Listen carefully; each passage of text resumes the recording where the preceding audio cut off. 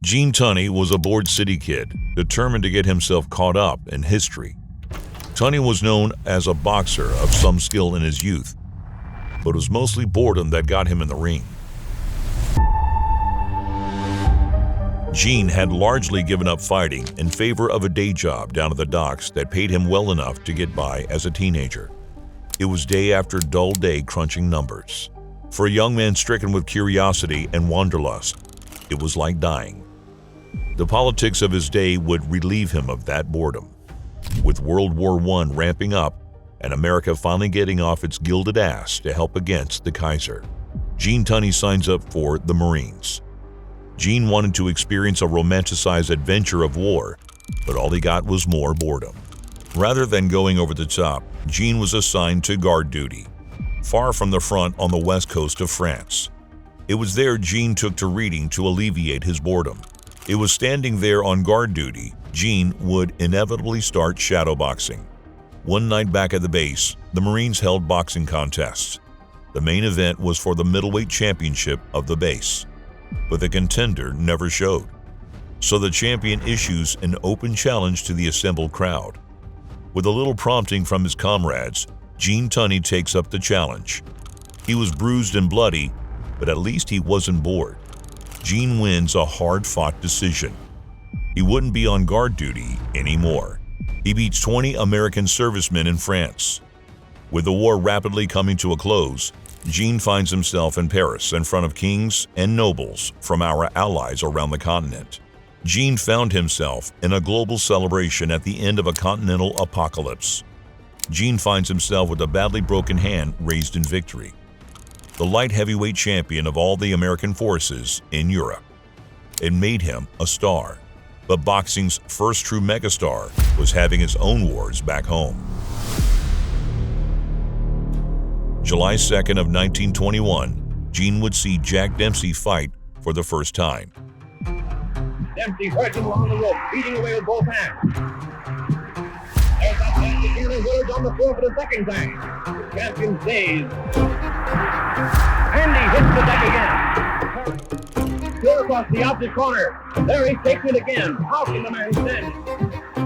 And there he falls, gloved hand feeling for the rope, trying to hold himself up. It was in front of over 90,000 fans that Gene Tunney fought a middling decision over an awkward light heavyweight named Soldier Jones. In the main event, Jack Dempsey put a bloody beating on the clearly outgunned George Carpentier. Carpentier was a war hero, fighter pilot extraordinaire, but the light heavyweight war hero was shot down against Jack Dempsey. The fight broke every boxing box office record as boxing's first $1 million gate. Seeing Dempsey's ferocious mauling, Gene felt inadequate, but he saw something he could use. He watched Jack be a sucker for Carpentier's straight right. Gene never forgot it. While Gene has his sights set on beating the heavyweight champion, it was a much smaller man he should have been worried about. Harry Greb possesses one of the most insane records of any man in boxing history. In just 13 years as a pro, Greb fought roughly 300 times. He set a record in 1917 for fighting 37 times that year. At one point, he'd won 56 fights in a row between middleweight and 175. It was as early as 1921 when a thumb caught his eye and badly tore his retina. The injury would result in degeneration into blindness. It wasn't until May of 1922 that Greb gets in the ring with Gene Tunney. The fact Harry Greb put a filthy beating on Gene Tunney in a Fight of the Year performance is astounding. Greb remained active as champion, and wasn't long before Gene got a second shot at the Pittsburgh Windmill. Second time was the charm, as Tunney took home the light heavyweight championship from the scrappy all-time great. While it was controversially close, Greb's time was coming up. They fought 5 times, and Gene went 3-1-1. What was the toughest fight you ever had? The toughest fight I ever had was against Harry Greb. No film exists of any of them, but no film exists of Harry Greb at all, and that's a shame. Well, there's no problem. If you had a gun, shoot him in the head. What we do have film of is Tunney's own clash with George Carpentier. 3 years removed from his run-in with Dempsey, Carpentier was still one of the top light heavyweights in the world, but Gene was familiar with his style of charging in, then settling into the clinch.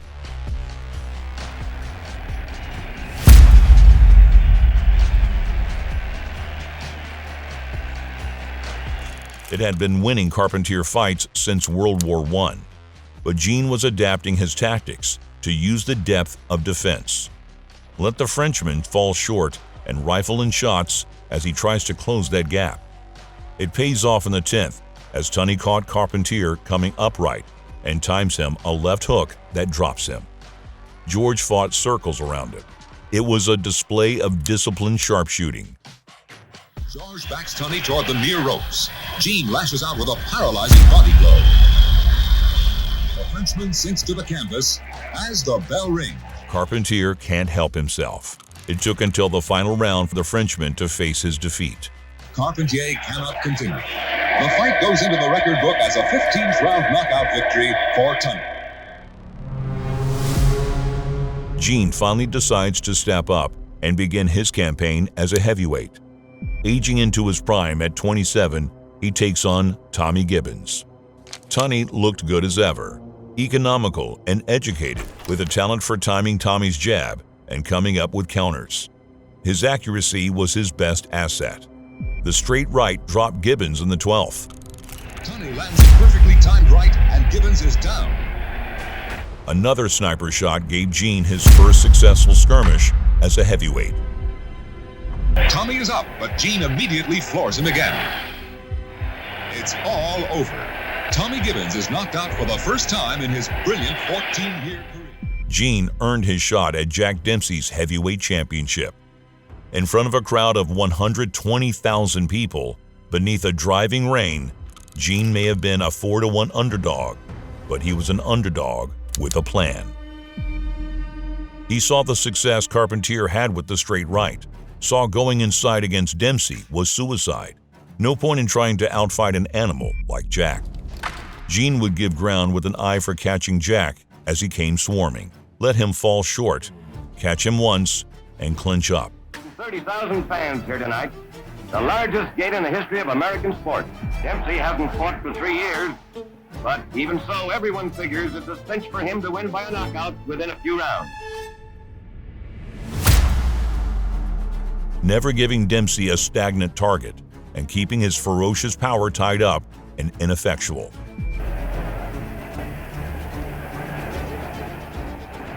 Dempsey always moving forward, bobbing, weaving, trying to get one good poke at Tunney.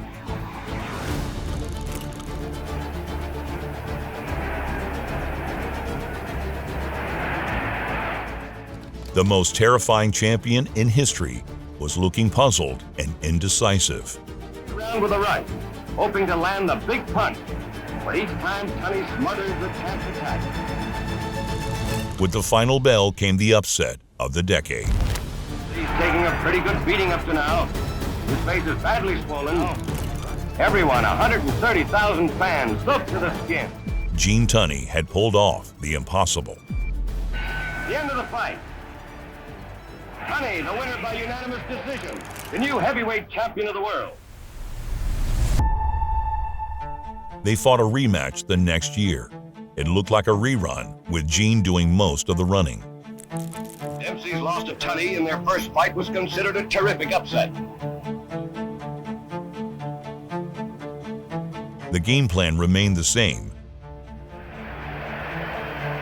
This great crowd has come to see if Dempsey can do what no other heavyweight champion has ever done.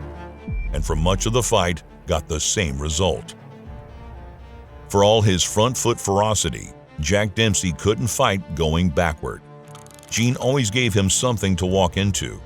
Until round 7, Jack Dempsey still had some magic in him. Gene jabs and takes a cross counter. Tunney gives ground. Just as he tries to slide down the ropes to safety, Jack cuts him off with a vicious hook and follows up with a combination to drop Gene. The ref takes a few seconds to wrangle Dempsey to his corner, then starts the count and gets to 9 before Gene gets to his feet. Later timing showed Tunney was down for 13 seconds, which meant Jack should be the winner. But Gene regained his composure and ran like the wind. Trying to stay away from Dempsey. Tunney last out the round. By the next round, Gene Tunney's head is back on his shoulders. Dempsey steps in with a body jab. Gene plants a right hand at the base of his skull to drop him. Dempsey never won another round. The great Jack Dempsey is still in there, trying for one big punch. One more like that big 7th round. It was called the long count fight, and it made a lot of gamblers very angry. Jack Dempsey retires shortly after. Boxing didn't really embrace Gene Tunney. Far from the savagery of his predecessor in the ring, Gene was judged by the company he kept.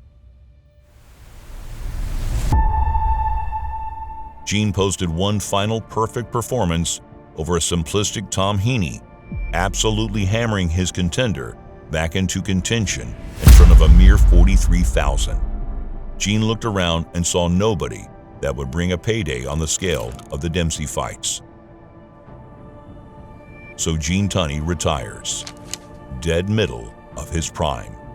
65 wins, 1 loss, and 3 draws. His retirement meant the end of boxing's own Gilded Age. The sport scrambled to crown a new champion, and boxing resented Tunney all the more. Gene refused to languish in retirement. He married the heiress to the American steel monopoly. He invested his money and went to work in the private sector. He befriended the premier writers and philosophers of his day and absolutely refused to spar with Ernest Hemingway. Even lectured at Yale on the subject of Shakespeare. Just when life was getting boring, Continental Apocalypse 2 kicks off and Gene is called back to service. The American pilots in the Second World War have their fitness program designed by Lieutenant Commander Tunney. One of his sons became a senator from California. Over the years, Gene went from misunderstood nerd boxing didn't believe in into an elder statesman of the game. Boxing royalty. Gene Tunney was the closest thing we had to a king.